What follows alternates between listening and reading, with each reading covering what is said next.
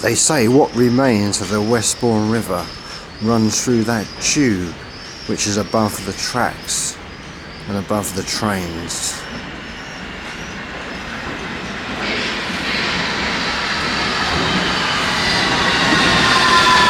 Sloane Square Underground Station was open on Christmas Eve 1868. Passengers had to walk up and down 51 stairs for 72 years before escalators were fitted in March 1940. But then, only 8 months later, a bomb from the Second World War made a direct hit on the station, demolishing the station and its new escalators.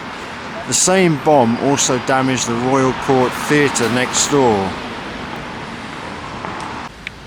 By the 1890s, most of the Georgian houses surrounding the village green, which became Sloane Square, were replaced by Victorian blocks, most of which still remain.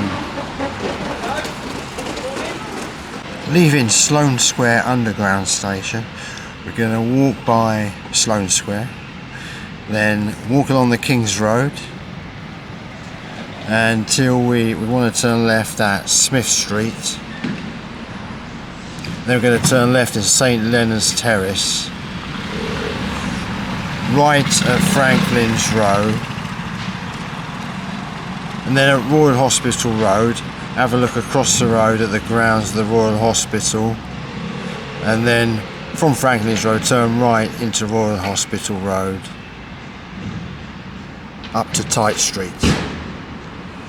Sloane Square is named after Sir Hans Sloane, Lord of the Manor of Chelsea in the 18th century.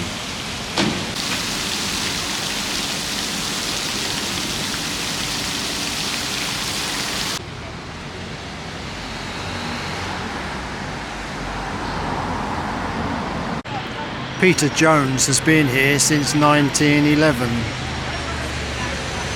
Peter Jones bought the property here when there was a Star and Garter pub, which they kept in use at the front of the store because it was so popular.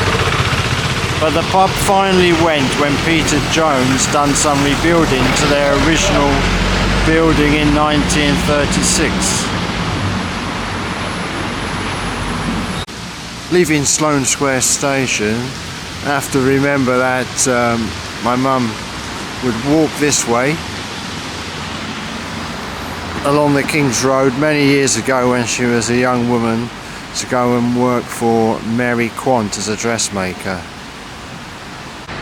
And Mary Quant was very lucky to have my mum as a dressmaker. If a man says he's going down Chelsea, he's going to the football. But if a woman says she's going down Chelsea, she's going down to the King's Road.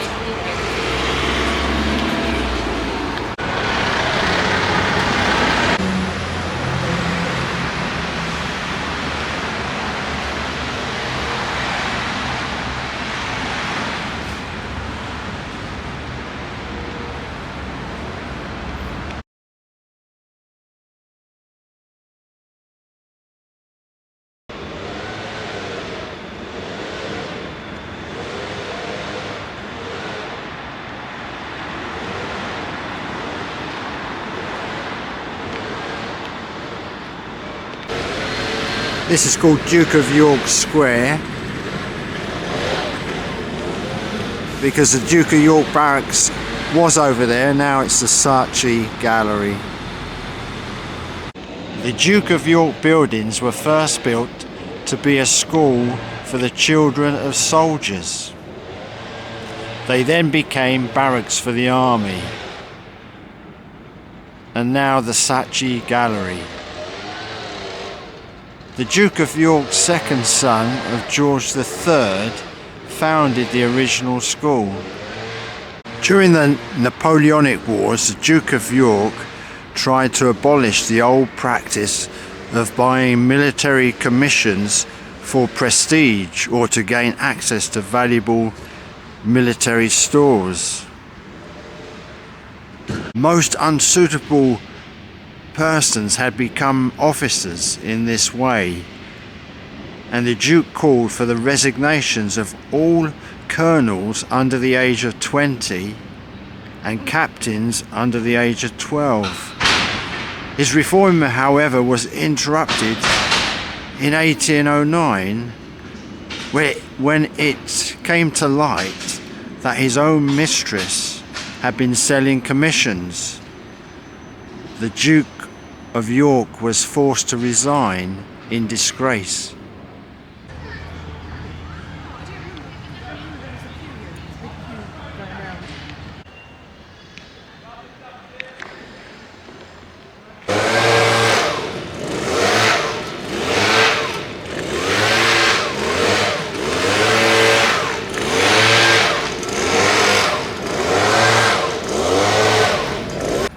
These gold coins embedded into the pavement are to show that you would have to pay to go on the King's Road, a private road from Chelsea to St James Park Gate.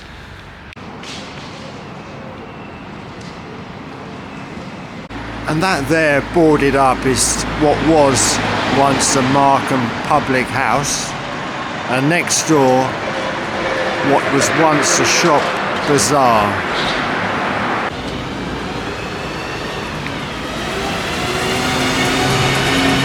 My mum never spoke much about it, but what would happen, Mary Quant would buy the cloth and materials quite often from Harrods, and then would give to my mum and the other dressmakers the material and her designs, and the dressmakers, which included my mum, would make the dresses, and then they would be brought here to the shop bazaar, that's the name of the shop, and sold, and they sold very, very quickly. Even sometimes someone would even buy off Mary Quant as she was taking the newly made dress just into the shop. They would actually buy it outside the shop before she even got inside. And it's now Joe and the Juice. That's nothing to do with bazaar. It's being refurbished once more. We're going to go down Smith Street until we reach St Leonard's Terrace.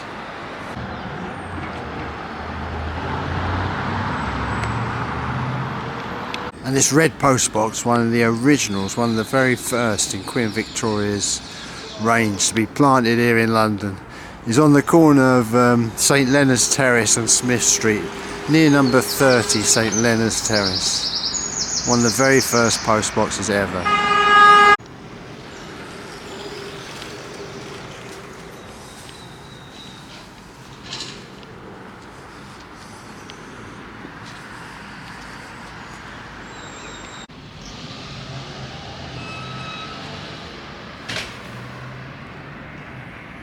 At number 18, where that blue plaque is, Bram Stoker, the author of Dracula, lived there. This is also in St Leonard's Terrace, opposite this Victorian stink pipe.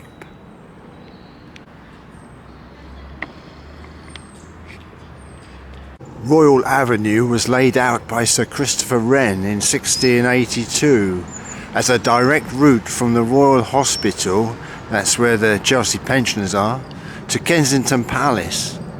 In 1685, King Charles II, the sponsor, died, by which time only the first section as far as the King's Road was completed, and the full scheme never materialised.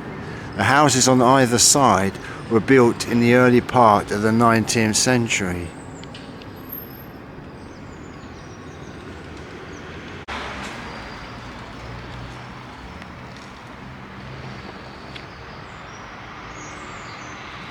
So in these burial grounds attached to the Royal Hospital, Chelsea, the UK's first woman Prime Minister, Maggie Thatcher, her ashes were left here after her cremation. As you can see on the board there, the Royal Hospital, Chelsea, the home of the Chelsea pensioners. King Charles II wanted this built, and he got Christopher Wren to do the job. In its grounds, the Chelsea Flower Show is held every year, I believe in the middle or towards the end of May. And so it was built for the retired and disabled military.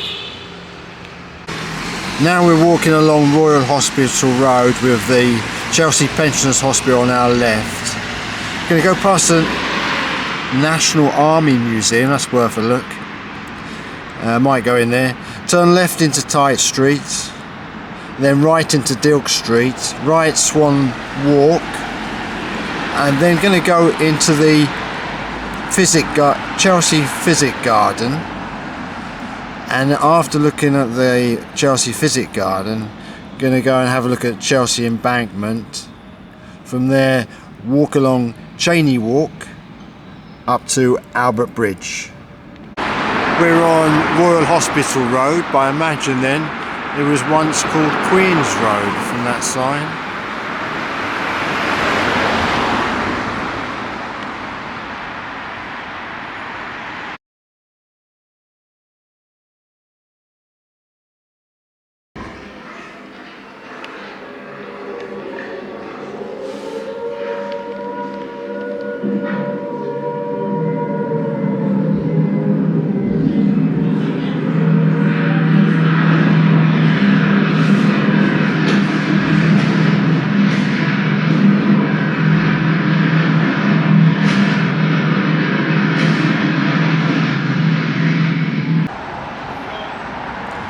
And here the Chelsea pensioners, they do tours most days at 10 AM and 2 PM.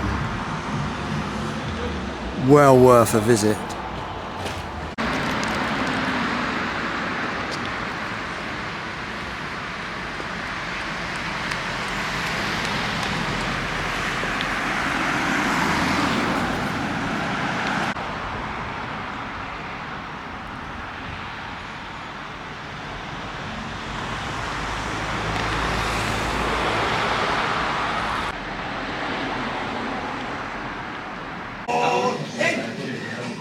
Now when I say come to attention, I mean come to attention properly. Heels together, arms down by your side, fist clenched. Attention! As crazy as this seems, this is actually the skeleton of Napoleon's famous horse, Marengo. After Waterloo, the British brought the horse back to Britain, where it died, aged 38 or 39 years of age.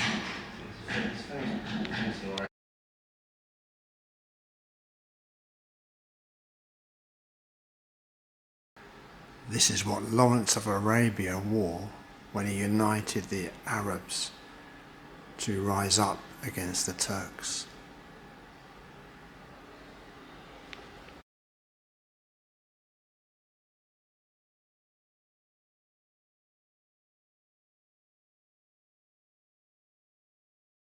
Mortars, you were worried on patrol that get blown up, otherwise was shot in front and getting sniped. I didn't want to get hit by a nail bomb.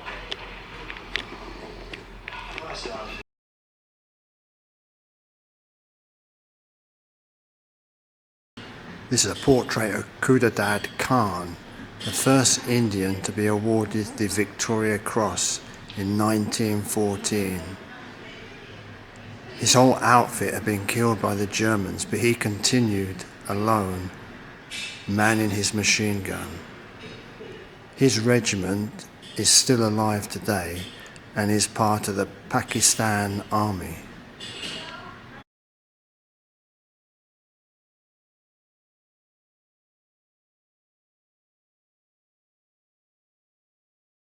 That's a Maori axe from New Zealand.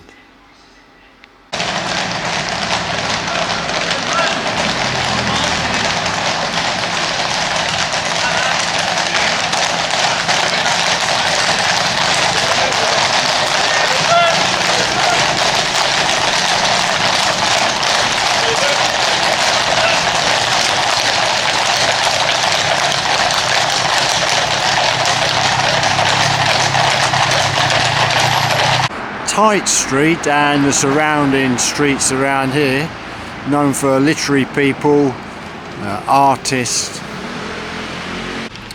These Victorian stink pipes are everywhere here.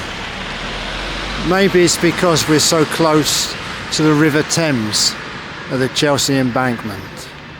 And another Queen Victoria letterbox.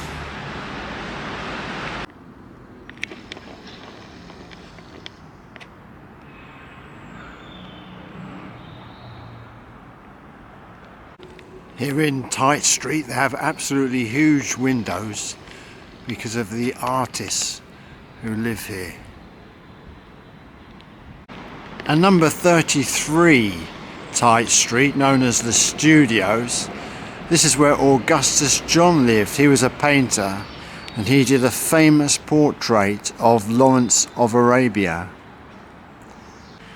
This Red House fortress, simply known as the Red House by locals here, is red because it's made out of French red limestone. Quite unusually, the garage doors are right in the centre of the house. You can see the doors of what once would have been stables for the horses belonging to the mansion houses in Chelsea, here in Clover Mews. Now these stable blocks are worth millions themselves. Beyond the high wall there is Chelsea's hidden garden to the apothecaries, created in the year 1673, now the Physic Chelsea Garden. The Physic Garden is a sanctuary for rare and medicinal plants.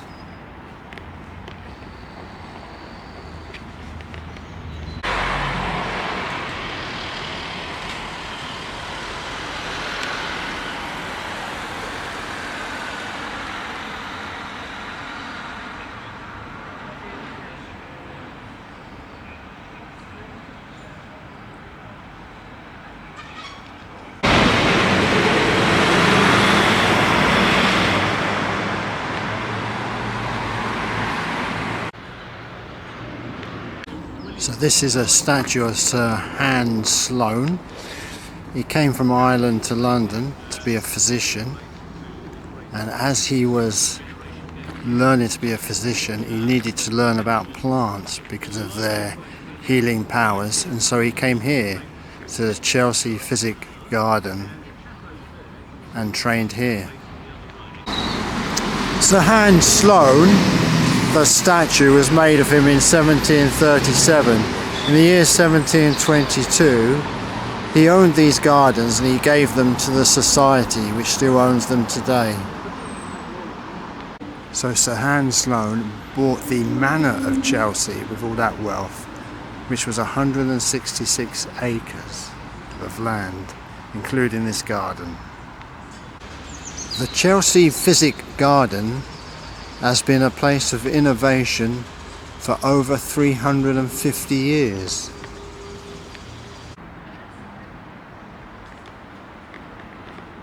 Grapefruit tree.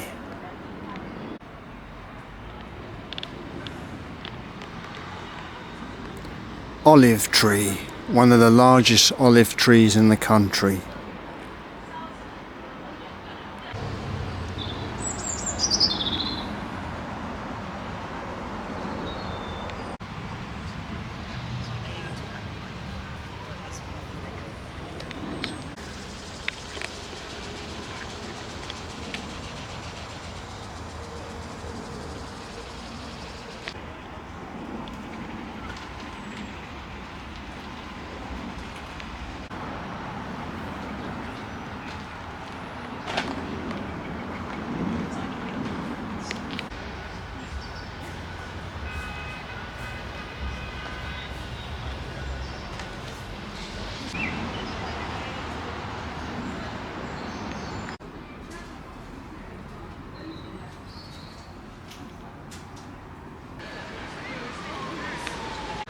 A man by the name of Philip Miller was the head gardener here in the year 1722 and onwards, and he was the man to see.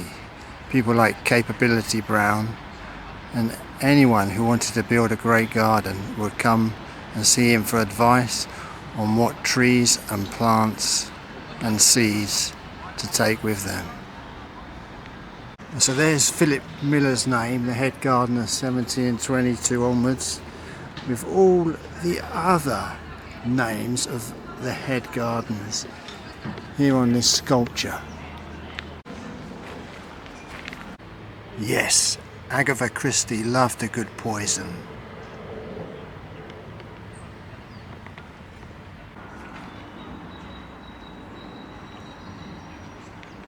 These glass houses are over 100 years old. The first heated glass house in the country was here in the year 1683. And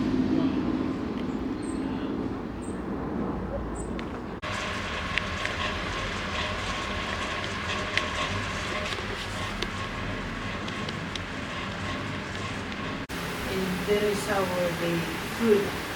Oh, I don't know the fruit. From Chelsea Embankment across there is Battersea Park. And as the sun rises, across there is Battersea Power Station. And to my right, Albert Bridge. With his wife Florence, Bram Stoker lived at 27 Cheyne Walk. One evening he pulled a would-be suicide out of the River Thames and carried him into his house. But sadly, the man died on his kitchen table. Upset by this event, his wife Florence wanted to move away from the River Thames, and so that's why they were living at St Leonard's Terrace, which we looked at earlier.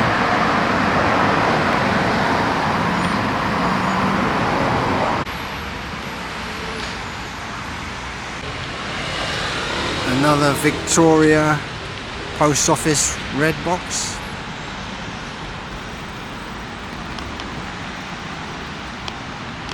If you buy or rent a property along this part of Cheyne Walk, you'll find a clause forbidding you to keeping peacocks. And this has been the case here ever since Dante Gabriel Rossetti's home here became something of a zoo.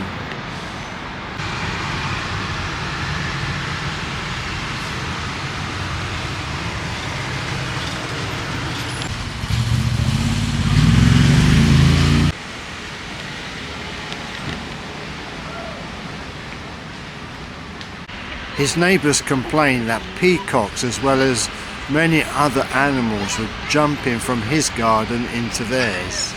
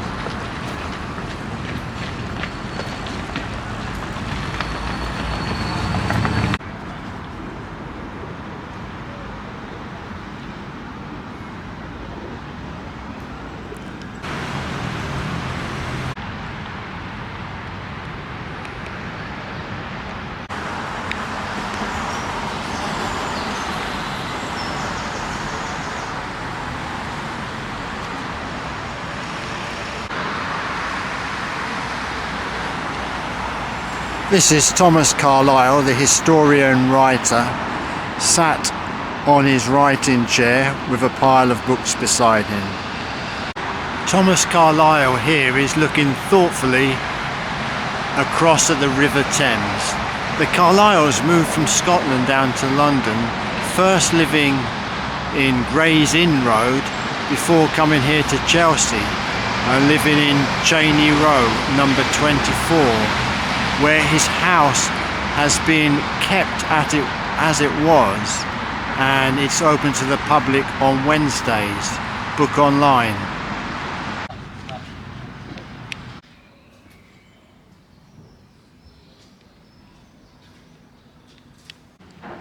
Okay, let's go inside the Thomas Carlyle house.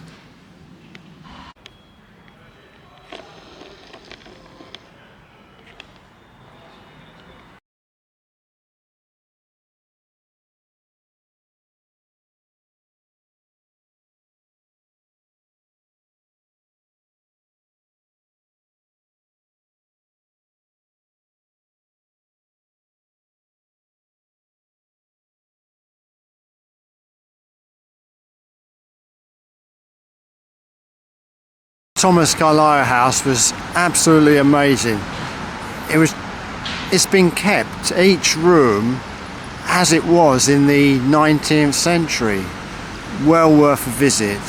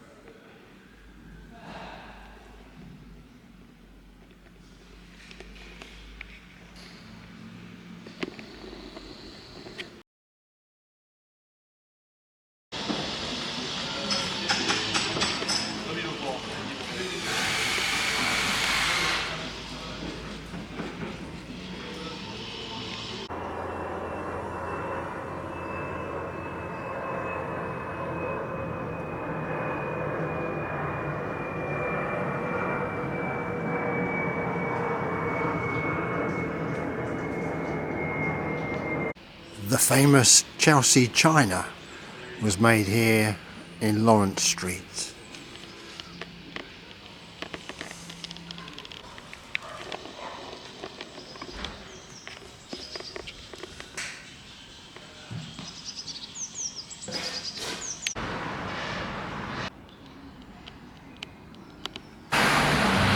These pictures show that really Chelsea was very rural once upon a time.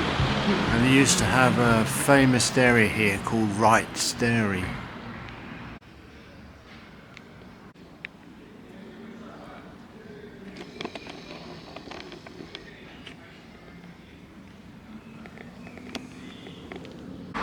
And the old dairy was here in Old Church Road,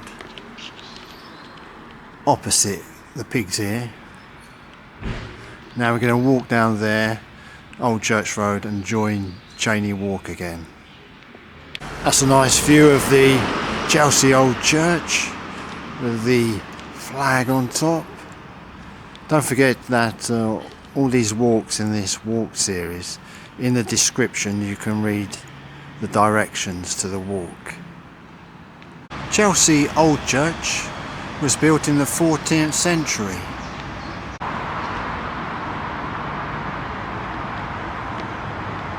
So this is the burial tomb for Sir Hans Sloane.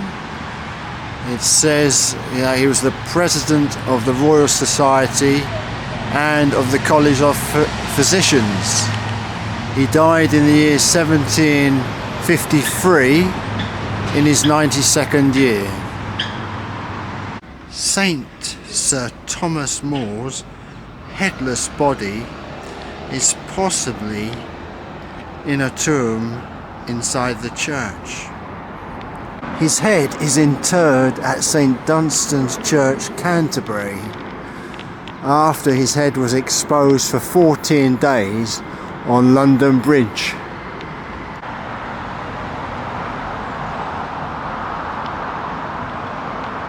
The village of Chelsea's first literary residence was the Saint Sir Thomas More, who was born in the year 1478. His father was a judge, and he followed in his footsteps, becoming a law student at Lincoln's Inn. In 1501 he was called to the bar, and 3 years later entered Parliament. He was highly successful, which led to him becoming Lord Chancellor in the year 1529. He built his riverside house here for convenience to row to either Richmond or Greenwich on the Thames.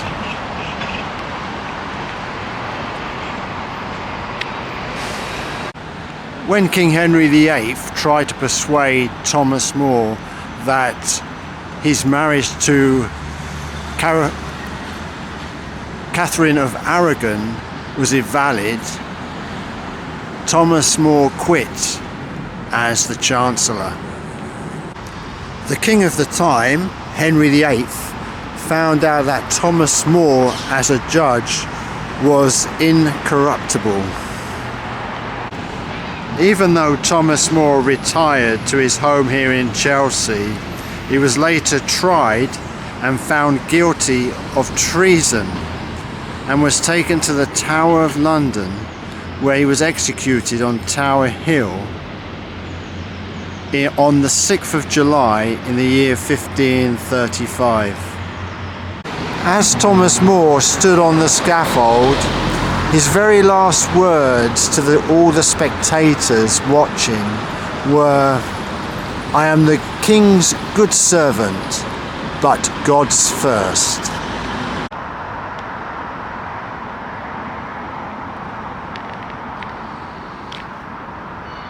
My voice is having to compete with the rush hour traffic. This is Crosby Hall, a domestic medieval home for the city merchant John Crosby, who lived in it in the 15th century. While in the city, it was lived in at different times by Sir Thomas More, Sir Walter Raleigh, Richard III, and from 1621 to 1638, the head office of the East India Company. And believe it or not, it was in Bishopsgate. And when the mansion was to be demolished in the city in 1908, it was carefully taken down brick by brick and brought here to the Chelsea Embankment. This is a good high Victorian stink pipe.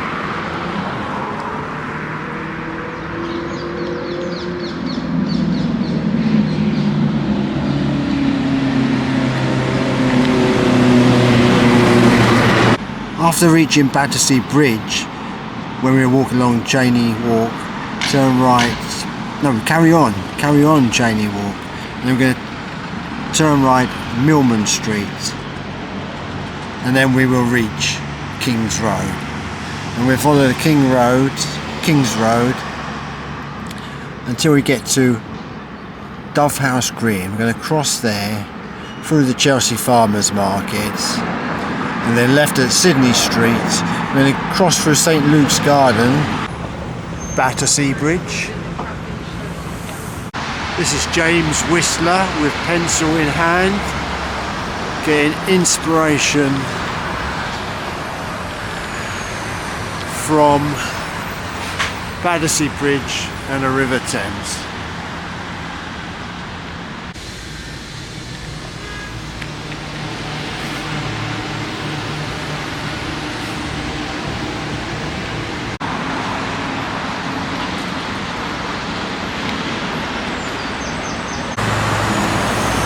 That has the signs of being a really old gateway. And up there, another huge window for an artist.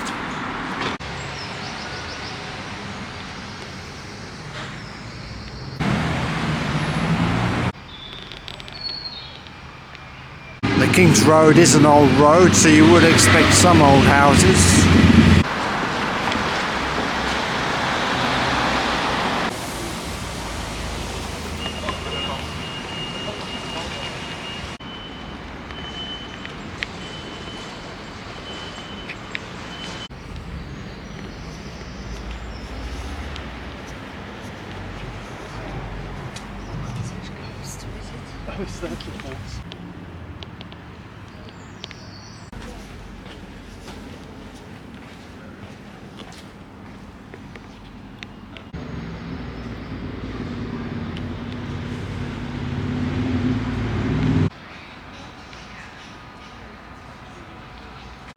Now I believe in this beautiful large church is where Charles Dickens got married. Yes, this was the church where Charles Dickens was married, because his wife Catherine, her family lived in this area, so they came to this church often. What I did after looking at St Luke's Church, I came out of St Luke's Gardens at the corner here and turned right and then left into Chelsea Manor Street, rejoining the King's Road, turning left, walking all the way up the King's Road, almost to Sloane Square. But I'm going to turn in the left. I want to have a look at the church there on the left hand side of Sloane Square before finishing at Sloane Square underground train station.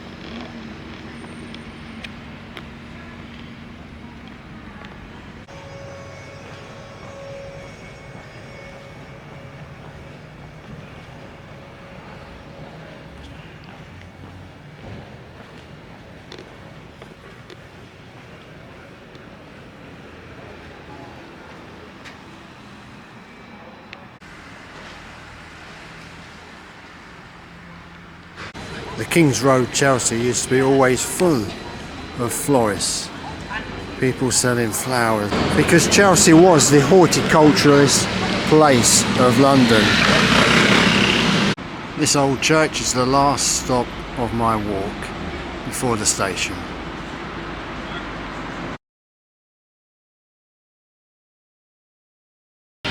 Now I have to finish the walk by getting a classic Chelsea bun. It's been a great walk. Been to the National Army Museum, Chelsea Pensioners Museum, Thomas Carlyle House. Really has been a great walk.